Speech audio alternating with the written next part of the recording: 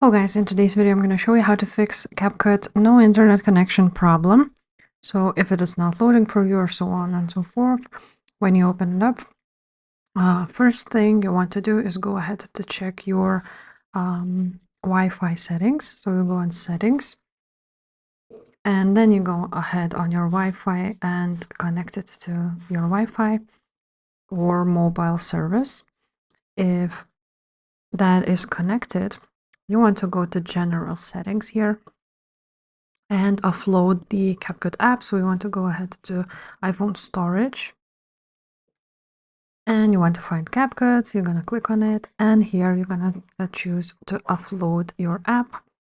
After you have done that, and you can click just reinstall the application and or just delete the app and again go ahead to the App Store and download it again.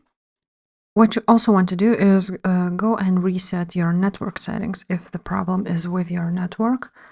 To do this, you have to go ahead to General Settings, scroll down until you see Transfer or Reset Phone, click on Reset and click Reset Network Settings right there and reset all your settings. So that's it, guys. If this video was helpful, please leave a like, subscribe to this channel, and I will see you next time. Bye.